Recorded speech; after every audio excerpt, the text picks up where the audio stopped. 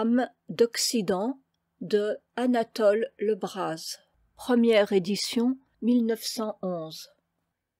Ma chère tante Cine, c'est sous le nom par lequel vous invoquent vos seuls intimes que, dans un sentiment de piété fraternelle, je vous dédie ces pages. Elles ne racontent pour la plupart que des amours et des rêves, éclos en d'humbles âmes aux marges de l'Occident. Mais aimer, rêver, n'est-ce pas toute l'histoire, peut-être aussi tout le destin de cette Hespérie celtique, penchée comme au balcon du vieux monde, et que pénètrent, d'une flamme si subtile, que part d'une magie si enivrante, les suprêmes adieux du soleil. Anatole Lebras. Péché d'innocent à François Lestic. 1. Ceux de mes compatriotes qui ont connu Ervoanic Prigent se le rappellent encore. Il était de ces types qu'on n'oublie pas. Quand on le voyait paraître dans les bourgs du Trégor avec son éternel chapeau haute forme, aux plis avachis d'accordéon, que festonnait une guirlande de fausses fleurs, avec son antique habit à queue, dont les longues basques traînantes faisaient derrière lui une espèce de sillage dans la poussière ou la boue des rues, vite les enfants accouraient de tous les seuils, et c'était à chacun de ses pas des appels bruyants, des cris à fendre les oreilles. « Ervoanic ! Ervoanic !»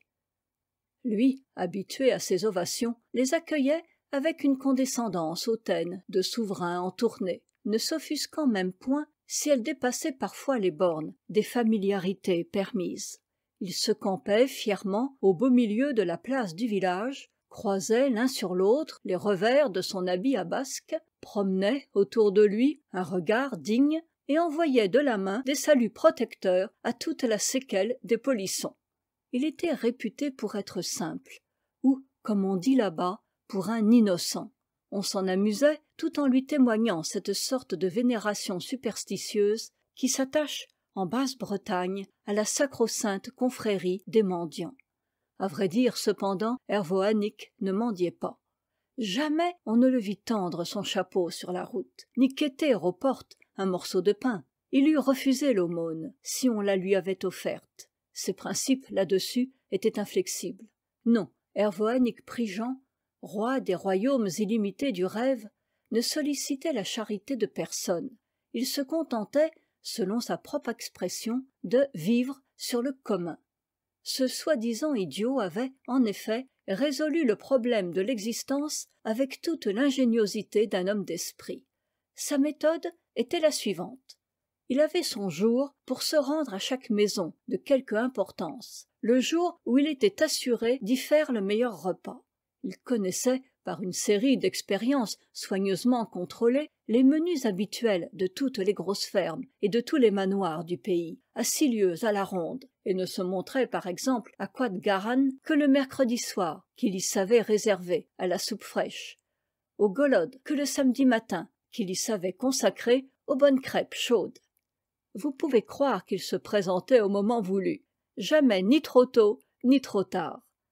Pas une fois la mémoire de son estomac ne se trouva en défaut, au cours d'une carrière qui fut pourtant des plus longues, car il approchait de la centaine lorsqu'il s'en alla, comme il disait, goûter à la cuisine du bon Dieu.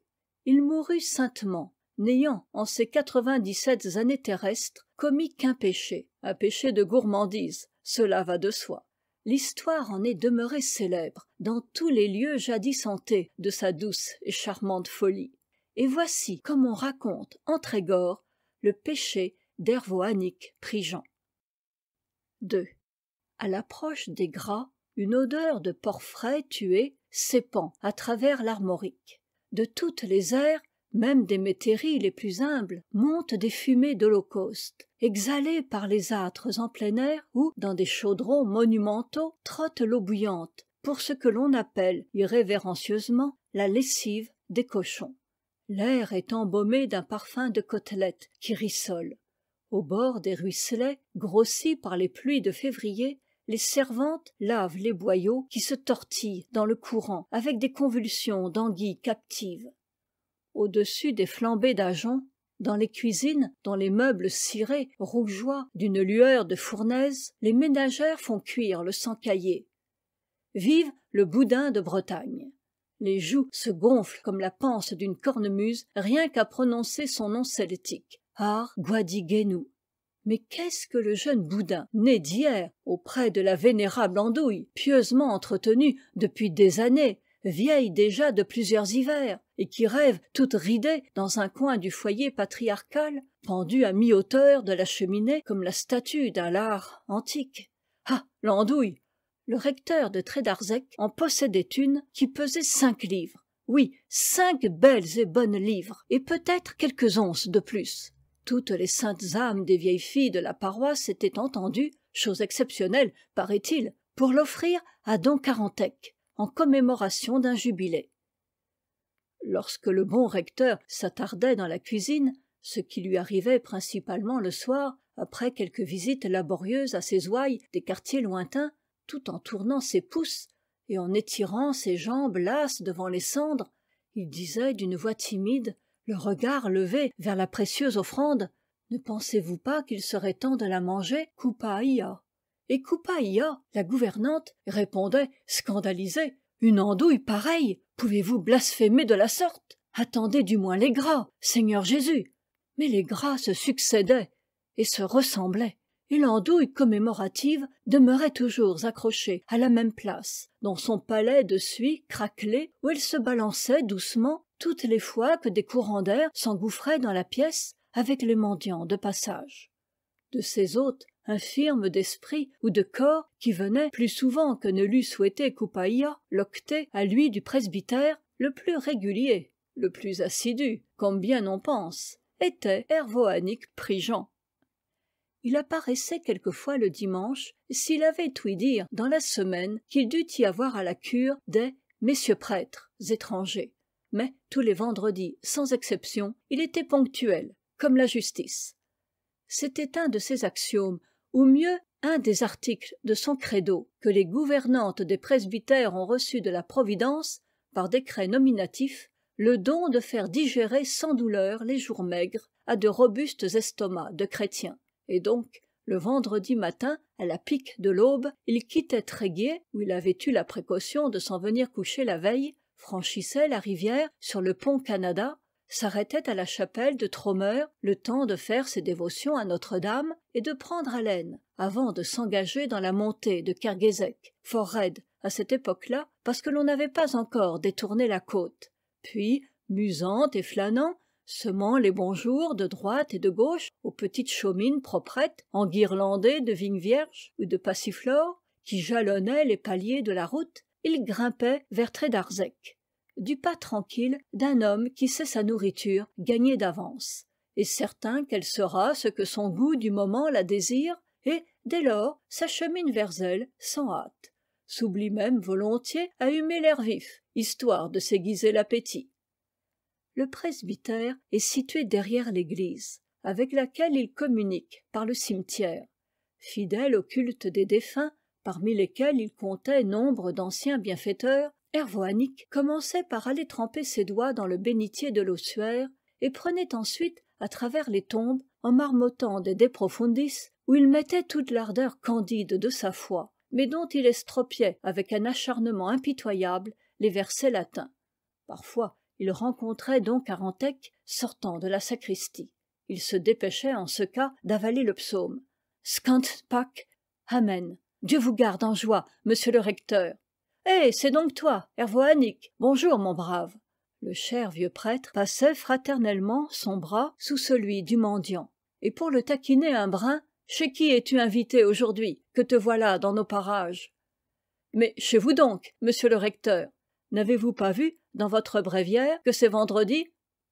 Don Carantec lui donnait une amicale bourrade. « Vieux farceur, si tu connaissais seulement ton De Profundis aussi bien que ton calendrier. » Que voulez-vous? Les autres ont l'esprit dans la tête, moi on me l'a logé dans le ventre. Et comme on vous a fait, il faut rester.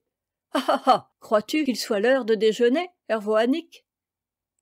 Voyez le calvaire des morts, monsieur le recteur, prononçait l'innocent en montrant du doigt la haute croix de granit debout au centre du cimetière.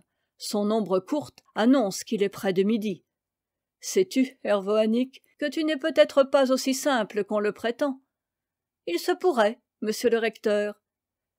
Tous deux entraient de compagnie au presbytère, et don Carantec, poussant la porte de la cuisine, criait à Coupaïa: « Je vous amène votre amoureux, sa majesté Hervoanique Prigent, premier du nom, qui vient vous demander en mariage. » Il n'y avait guère de vendredi dans l'année que la peu endurante Coupaïa n'entendit ce refrain, si bien qu'elle avait pris le parti de ne plus s'en fâcher, mais d'en plaisanter, au contraire, comme se prêtant au jeu. « Eh, faisait-elle, on ne sait pas, la volonté de Dieu est grande. » Hervoanique, lui, riait discrètement d'un rire tout intérieur, gagnait la table de chêne massif, abouté à la fenêtre, et là, replié sur lui-même, attendait, avec une patience dévote, les mains jointes, les yeux au plafond, que la gouvernante eût fini de tremper, selon les rites, une exquise soupe au congre, fleurant un parfum de cannelle, d'herbes fines et de beurre fondu, dont elle ne manquait jamais de lui tenir en réserve une pleine écuellée. Car, il n'y avait pas à dire, il avait trouvé grâce devant le cœur de la rébarbative Coupaïa, ce diable d'homme. Elle l'avait pris en amitié sincère, et devinez pourquoi. Pour le regard enamouré dont elle l'avait souvent surpris à contempler l'andouille dès le seuil. Oui, c'est par là que leurs atomes sympathiques s'étaient accrochés. Leurs âmes avaient communié dans le culte de la reine des andouilles. Tous les vendredis, ils causaient d'elle, ensemble, longuement, d'un accent pénétré. N'est-ce pas qu'elle devient belle, Hervoanique? Et comme elle doit être bonne, toutes les vertus, Coupaïa. La gouvernante avait le nez bossué de verrues qui faisaient penser à des taupinières, et les joues creuses, de larges sillons, comme les champs après les labours d'octobre. Il y avait cependant des pauvres qui, dans l'espoir de l'amadouer, ne craignaient pas de pousser la flagornerie jusqu'à la comparer à la Vierge de tout remède et de toute consolation, telle qu'on la peut voir en sa lourde robe à franges sous le porche de la cathédrale de Guingamp. Cela, Coupaïa les mettait incontinents à la porte, avec un « fichez-moi la paix, sacripant !» et des tranches de pain sec, coupées de la veille. Plus discret et plus avisé, Hervoanique l'avait attendri en lui vantant l'andouille du jubilé, l'andouille des andouilles. Car, je vous le dis, Coupaïa, moi qui les ai toutes mesurées de l'œil, il n'y en a pas une autre comme elle dans le canton. Oh, oui, il avait ses finesses, cet Hervoanique, quoiqu'il fût né, comme on disait, en fin de semaine, quand il ne restait plus que de la bêtise à distribuer. Il excellait à murmurer sur un ton de patenôtre: « Tenez, Coupaïa, je veux bien mourir pourvu qu'il me soit donné de l'avoir cuite. » À quoi la vieille rétorquait, tremblante d'émotion: « Parlez franchement, trouvez-vous qu'elle gagne? Si elle gagne, Coupaïa, dites que jamais andouille n'eut cet air de prospérité. C'en est merveille, voyez comme le culot monte. Encore un an, elle sera noire comme ma pipe. » Et il exhibait un brûle-gueule couleur de tourbe dont, avec la permission de la gouvernante, il insérait le court tuyau de terre jaune entre ses dents ébréchées, car elle l'autorisait à pétuner dans sa cuisine, ma parole, et même, en d'extraordinaires minutes d'abandon, daignait lui choisir de ses propres mains un tison dans l'âtre. Par exemple, ne crachez pas, Hervoanique. Fi donc, il savait chez qui il était, peut-être. Et, faisant claquer ses lèvres avec bruit, il lançait de longues bouffées bleues qui montaient vers l'andouille, comme un encens. 3. Or, les temps étaient révolus, les destins allaient s'accomplir. Tant de fumées propices et d'ardentes convoitises avaient frôlé la peau de l'andouille qu'elle en était noire, à n'en pas douter, plus noire que la pipe d'Hervoanique Prigent, plus noire même que la soutane, la belle soutane neuve de don Carantec. En quelle année cela se passait-il, au juste? L'histoire ne le dit point. Le certain, c'est que l'hiver remontait vers le septentrion, de son allure cassée de vieillard cacochime, le dos en voûte, sous un énorme parapluie aux baleines pleurantes, ainsi que se le représentent volontiers les Bretons. C'est peine si l'on apercevait encore dans le lointain les éclats voilés de sa grosse toux et de ses vastes éternuements. Et le vieux parti, la jeunesse de la terre se risquait timidement à rouvrir les yeux, ses clairs yeux printaniers aux humides nuances gris-bleu, où riait la vie renaissante après l'engourdissement d'un profond sommeil. On assistait de toutes parts à la résurrection de la belle au bois dormant. La chanson des gras courait les sentiers de la campagne et les raidillons des grèves, hurlée à tue-tête par des groupes d'adolescents. En l'honneur de Malarguez, mardi gras, liesse en toute maisonnée. Voici venir le temps nouveau, derrière l'ancien temps en fuite. C'est nous, les joyeux messagers, nous annonçons la bonne nouvelle. Ouvrez les portes, les fenêtres, au nom du soleil, notre maître. Ouvrez, ouvrez vos cœurs aussi, au nom du bon soleil béni. Soyez heureux, riches et pauvres, ainsi le veut le soleil d'or.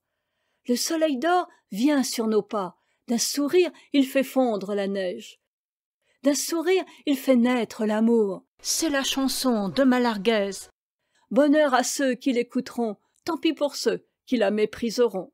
Elle fut cause qu'Hervoanique Prigent se réveilla tout radieux ce matin-là sur la couchette de paille qu'il s'était dressée le soir d'avant dans l'étable à veau de maître Bertrand Le Gonidec, l'opulent boucher de Pleumeur. Il avait eu, sur la fin de son somme, un songe magnifique.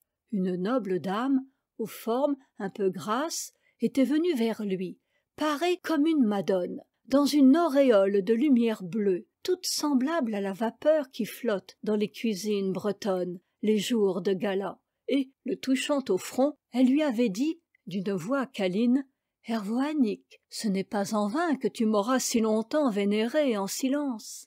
Tes assiduités muettes, tes longs regards éloquents m'ont pris le cœur. Apprends que j'ai résolu de t'appartenir à toi seul. » Alors, lui, effaré, « Qui êtes-vous, ô noble dame? Et en quoi ai-je pu mériter d'être ainsi distingué par vous? Je suis l'andouille, Hervoanique, l'andouille qui t'est chère entre toutes, l'andouille à qui tu vouas, dès le premier jour, une adoration si humble et si fervente, la superbe, l'incomparable andouille du presbytère de Trédarzec. » À ces mots, transporté de ravissement et de reconnaissance, le pauvre homme avait tendu les bras vers la miraculeuse apparition. Mais déjà, elle s'était évanouie, comme une ombre, ne laissant derrière elle d'autre témoignage de sa venue qu'un âcre parfum d'épices, qu'Hervoanique savourait encore, lorsqu'au chant des annonciateurs de Malarguez, il avait rouvert les yeux. « C'est égal, se dit-il, il y a dans ce rêve un avertissement. » J'hésitais vers quel logis orienter mes pas en ce jour de ripaille, où toutes les cuisines de Bretagne se transforment à l'envi en des paradis de succulence. L'embarras du choix me laissait perplexe. Les songes viennent d'en haut, désormais je suis fixé. Et, dans la grâce adolescente du matin, qui semblait danser au soleil, toute ruisselante encore des perles de la rosée nocturne, il s'achemina vers Trédarzec. « Salut à vous, Copaïa !»« À vous de même, Hervoanique !» Coupaya était très affairé, et ce n'est pas sans motif. Monsieur l'archiprêtre de Tréguier, successeur de Saint-Yves et de Saint-Tudual, officie au maître-autel de Trédarzec et déjeune ensuite au presbytère. Alors, c'est grand branle-bas, vous pensez. Toutes les casseroles de cuivre sont descendues au foyer des clous de leur cadre de bois peint en vert où, la veille et l'avant-veille, elles se contentaient de briller d'un éclat stérile. Elles tiennent manifestement à montrer, en cette circonstance, qu'elles ne sont pas de simples ustensiles de parade. Rangées en bataille sur la pierre de l'âtre, spacieuse et massive comme une table de dolmen, elles se comportent le plus bravement du monde, même les plus novices, celles qui voient le feu pour la première fois. En pourrait-il être autrement, je vous le demande, sous les ordres d'un généralissime culinaire de l'envergure de Coupaya? Elles s'empressent de l'une à l'autre, active celle-ci, modère celle-là, prodigue à toutes son expérience et ses encouragements. Derrière les casseroles, les dominants de sa taille, les écrasants de sa panse, une marmite se dresse, semblable à une tour, mais à une tour où gronderait un océan. Un couvercle la coiffe que la gouvernante soulève à tout moment, comme pour se repaître du spectacle sublime de la tempête déchaînée à l'intérieur. Hervoanique s'est arrêté dès les premiers pas, les pieds rivés au parquet. Sa bouche béante dessine un O majuscule. Ses prunelles écarquillées ont l'air de vouloir rivaliser avec la bouche. Il est sidéré. C'est qu'il vient de constater que l'andouille de l'offrande n'est plus à sa place. Une exclamation soudaine de Coupaïa l'arrache à sa stupeur. Vierge Marie, j'en perdrais la tête. Voilà que j'ai oublié le persil. Onctueusement, Hervoannick, revenu à lui, propose. Désirez-vous que j'aille en prendre, Coupaïa? Vous? Allons donc. Vous ne sauriez seulement pas la manière de le choisir. Vous croyez que c'est aussi aisé que ça, peut-être? Vous m'en feriez du propre. Non, tenez, je ne vous demande qu'une chose. Veillez jusqu'à ce que je sois de retour sur la marmite que voici. Tâchez que l'eau continue de trotter, en douceur. Pour cela, vous n'aurez qu'à soulever un peu le couvercle. D'ailleurs, je serai là dans une minute. Et les casseroles, Coupaïa? N'en ayez souci, mais la marmite, attention à la marmite. Et, d'une voix grave, mystérieusement assourdie, songez que c'est l'andouille qui achève de cuire là-dedans, Hervoannick. L'andouille? La belle elle-même, en vérité. Le coup frappa Hervoannick en pleine poitrine. Il demeura un instant suffoqué. Puis, avec une longue expiration, moitié de désir, moitié de regret, alors elle va être mangée? Dame, on n'a pas tous les jours à sa table monsieur l'archiprêtre. Suffit, je compte sur vous au moins. Oh, vous pouvez me la confier. Allez. Hervoannick est rouge, rouge, jusqu'au bout de ses oreilles velues dont le poil se hérisse. Tandis que la gouvernante trottine à pas menus dans les allées du jardin vers la plate-bande réservée au persil derrière le carré d'asperges, il s'agenouille sur le rebord de l'âtre devant la tour grondante où, comme dans les contes, est renfermée la princesse, objet de ses vœux. Il se sent triste, affreusement triste. Une si belle andouille, et si bonne, toutes les vertus. Dire que dans une heure, elle sera couchée sur un plat, et qu'on lui plongera le couteau dans les entrailles, et qu'elle sera découpée en tranches pour être servie à monsieur l'archiprêtre, et qu'après en avoir goûté, monsieur l'archiprêtre en redemandera, oh sûrement qu'il en redemandera, et non pas une fois, mais deux, mais trois fois, jusqu'à ce qu'il n'en reste plus, Seigneur, jusqu'à ce qu'il n'en reste plus. Les yeux d'Hervoannick se sont emplis de larmes. À ses lèvres montent des phrases d'oraison funèbre. Pour un peu, il entonnerait le De profundis de l'andouille. Elle n'a pourtant pas envie de mourir, celle dont il déplore ainsi la disparition prochaine. Elle vit, au contraire, d'une vie qu'il ne lui avait pas encore connue. Sous le couvercle qu'il a entrebâillé, il l'aperçoit, qui fait de petits mouvements joyeux, qui se tourne et se retourne, qui danse, se trémousse et frétille d'aise, comme si elle n'avait jamais été si bien. Au bruit des mets qui mijotent à côté d'elle dans les casseroles vassales, la voilà qui se met à chanter, elle aussi, à chanter des choses câlines, les mêmes exactement qu'Hervoannick entendit ce tantôt dans la grange du boucher le Gonidec, à travers les voiles du rêve. La tentation est trop forte, le malheureux n'y peut plus tenir. D'une main, il a saisi le couvercle, de l'autre, il plonge dans la marmite la fourchette dont Coupaïa se servait tout à l'heure pour stimuler ses multiples fricots. Et houp! Non, vous ne serez pas à monsieur l'archiprêtre, vous serez à moi seul. Les longues basques du fameux habit royal ne s'étaient jamais encore prêtées à pareil usage. L'andouille s'est engloutie dans la catacombe d'une de leurs poches qui en fume d'épouvante. À sa place, dans l'eau qui persiste à bouillir comme si de rien n'était, quelque chose nage, qui lui ressemble comme un frère. Et c'est un tison de forme analogue, noir aussi, parce que calciné, qu'Hervoannick a tout simplement cueilli sous une casserole et qu'il a plongé dans la marmite pour retarder, ne fût-ce que de quelques secondes, la découverte de son larcin. Tout a-t-il marché comme il faut, Hervoannick? Oh oui bien, Coupaïa. C'est en effet Coupaïa qui rentre du potager, un fin bouquet de persil à la main. Dieu vous bénisse donc. Et allez prendre l'air. En ce moment-ci, votre présence me gênerait. Vous me donneriez des distractions. Mais revenez sur les 2 heures, après que ces messieurs auront pris le café. Foi de gouvernante, vous goûterez de l'andouille, Hervoannick. Elle ne sait pas si bien dire, la sainte femme. Lui se retire à reculons, comme comblé d'une promesse si alléchante, et bredouillant des kyrielles de remerciements. Force lui est cependant de montrer le dos quand il est pour franchir la porte.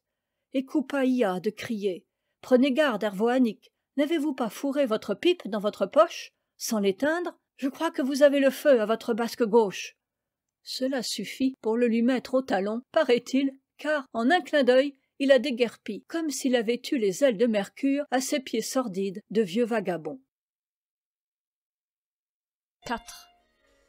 Il n'y avait pas 10 minutes qu'il s'était éclipsé quand le cordon bleu du presbytère, estimant que l'andouille devait être à point, jugea l'instant venu de la sortir et de l'étendre religieusement sur le lit de persil vert qu'elle lui avait préparé. Mais lorsqu'elle voulut la piquer, impossible. 4, 5 essais successifs demeurèrent également infructueux. L'andouille du jubilé avait en vérité le diable au corps et semblait avoir pris à tâche de faire damner l'angélique Coupaïa. Malédiction, tonna de guerre lasse la vieille bonne, qui sacrait pour la première fois de sa vie. J'aurais pourtant raison de vous. Et, en voyant promener à l'autre bout de la cuisine la fourchette impuissante, elle empoigna les pinces. Pour le coup, l'andouille récalcitrante dut s'avouer vaincue. Elle sortit enfin.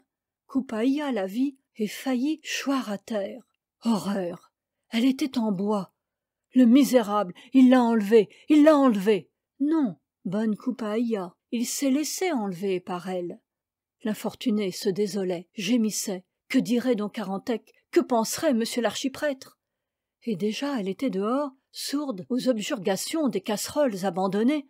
Elle courait de maison en maison, ameutant les commères du bourg. « Hervoannick, vous n'avez pas vu Hervoannick ?» En 2 mots, elle contait l'histoire. Et les commères de s'exclamer avec des mines de fin du monde. « Jésus, Maria, Credo, miséricorde, Hervoannick Prigent, est-il possible? Un si doux homme, l'enfant du bon Dieu, un innocent !» Et toutes de se mettre à la recherche de l'infâme ravisseur. On fouilla les coins et les recoins, les crèches et les greniers, les cours et les impasses, on le traqua partout, sauf là où il était, c'est-à-dire à l'église. Mon Dieu, oui, à l'église, où officiait précisément monsieur l'archiprêtre en somptueuse chasuble mauve, illuminée dans le dos d'un resplendissant soleil d'or. Entré par la porte du bas-côté, le gueux s'était glissé le long de la muraille, jusqu'aux eaux confessionnales où don Carantec achevait d'écouter d'une oreille bénigne et d'absoudre d'une main paterne les péchés de ses ouailles, car l'heure de la communion approchait. C'était un chrétien de la bonne souche, Hervoannick Prigent, et, bien qu'à l'entendre, il n'eût jamais eu ni père ni mère, il n'en avait pas moins une conscience fort chatouilleuse, plus chatouilleuse peut-être que celle de beaucoup de gens très apparentés. Tout en traînant sur ses mollets le fruit de son larcin, il ne laissait pas de se faire les reproches les plus sanglants, et, réfugié dans un angle obscur, près du tribunal de pénitence, il se meurtrissait la poitrine de mea culpa sonores, non sans s'interrompre de temps à autre pour tâter derrière lui la poche complice, dont la douce tiédeur lui pénétrait la chair. Son tour venu, il s'enfonça dans le réduit redoutable et s'agenouilla sur le petit banc de bois, la figure à la hauteur du guichet. « Mon père, bénissez-moi, parce que j'ai péché. » Au son de cette voix, le vieux prêtre eut un léger sursaut. « Levez la tête, mon fils. » Dans l'étroit grillage s'encadra une face délicieusement niaise, toute rongée de poils et surtes. « Dieu me pardonne, est-ce que ce n'est pas toi, Hervoannick? »« Hélas, si, monsieur le recteur, c'est moi. »« Qu'est-ce qui te prend? Ta place n'est pas ici, mon garçon. Les innocents comme toi ne pêchent point. »« Je voudrais bien vous croire, monsieur le recteur, cependant je n'ai pas l'esprit tranquille, et s'il vous plaisait de m'entendre. »« Allons, soit, raconte-moi ce qui te tarabuste, mais fais vite, car la cloche de l'élévation va tinter et monsieur l'archiprêtre m'attend à l'autel. »« Voilà, mon père, il m'est arrivé une chose qui ne m'était jamais arrivée encore. J'ai volé. »« Volé, Hervoannick, en es-tu bien sûr? »« Presque, monsieur le recteur. »« Alors c'est mal, en effet, c'est très mal. Tu n'as qu'un moyen de réparer ta faute, c'est de restituer. »« Restituer, dites-vous? » ?»« Oui, reporter ce que tu as dérobé chez la personne à qui tu as fait tort. »« J'y ai pensé, mais c'est très difficile. Peut-être, monsieur le recteur, qu'en vous remettant la chose à vous-même. » Ici, le bon apôtre fit semblant de plonger la main dans ses basques boueuses. Don Carantec l'arrêta vivement du geste. « Non, non, cela ne me regarde point. »« Mais si, monsieur le recteur, cela vous regarde, puisque je te dis que non. Je vous en prie, monsieur le recteur, jamais de la vie. Sûr, monsieur le recteur, vous ne voulez pas? Combien de fois faudra-t-il que je te le répète? Malheur de moi, c'est qu'alors je ne sais vraiment plus comment faire. Ah ça, tu connais pourtant le propriétaire de l'objet volé, j'imagine. Comme je vous connais vous-même, monsieur le recteur. Eh bien, tu vas à lui, et tu lui dis « Je vous rapporte votre bien ». C'est simple comme bonjour. Vous parlez d'or, monsieur le recteur, mais si le propriétaire ne consent pas à le reprendre? Tu le lui as donc proposé? Tout comme je viens de vous le proposer à vous, foi d'honnête homme, qui n'a péché qu'une fois. Que ne le disais-tu tout de suite, triple buse? Si le propriétaire ne veut pas que tu lui rendes ton larcin, c'est donc qu'il t'en fait cadeau. J'avais du scrupule, je suis bien content, puisque c'est comme ça, monsieur le recteur. Finis de ton mieux ton confiteor, pendant que je te donne l'absolution. Et maintenant, va en paix, mon pauvre Hervoanique. Dieu vous fasse vivre longtemps, monsieur le recteur. 5. Don Carantec n'apprit qu'une demi-heure plus tard le tour dont ce farceur d'Hervoanique l'avait joué. Il eut le bon esprit d'en rire. Monsieur l'archiprêtre rit aussi, mais du bout des lèvres seulement, en prélat à qui l'on fait faire piètre régal après lui avoir promis merveille, car le déjeuner, qui devait être succulent, fut détestable. Non seulement l'andouille du jubilé n'y parut point, mais, à vouloir courir après elle, Coupaïa avait laissé brûler les autres plats. Ce fut un désastre. Hervoanique Prigent eut, en revanche, des gras tels qu'il les eût souhaités à Dieu même. Au sortir de l'église, il s'était esquivé dans la campagne, le pied leste, l'estomac en bel appétit et la conscience en repos. Pour la première fois de sa vie, de sa dure vie de vagabond, il allait réaliser sa chimère de royauté, en s'offrant une bombance chez lui, c'est-à-dire en plein air, en plein soleil, en pleine nature. Le ciel convalescent de février, où de petites nuées immobiles traînaient en une ouate d'argent, enveloppait les collines trégorroises d'une paix et d'une mansuétude infinie. Le gueux s'installa dans une friche derrière la ferme de Crérello, d'où le regard embrassait au loin l'embouchure de la rivière, le large semé d'îles blondes, et tout au fond de l'horizon, la svelte tige du phare des Héauts, semblable à un grand lys blanc jailli de la mer. Là, ses basques repliées sous lui en guise de trône, Hervoanique, premier et dernier du nom, savoura magistralement la plus exquise des andouilles, à l'abri d'un talus embaumé d'herbes nouvelles, avec une source fraîche à portée de sa main et des gazouillis d'oiseaux au-dessus de sa tête. Et telle est la naïve histoire du péché d'Hervoanique Prigent. Ainsi l'ai-je du moins entendu conter à mon vieil ami Jean Flem, de chère et malicieuse mémoire, lequel ajoutait, en guise de conclusion, « C'était le temps où les innocents eux-mêmes avaient de l'esprit au pays de Tréguier. »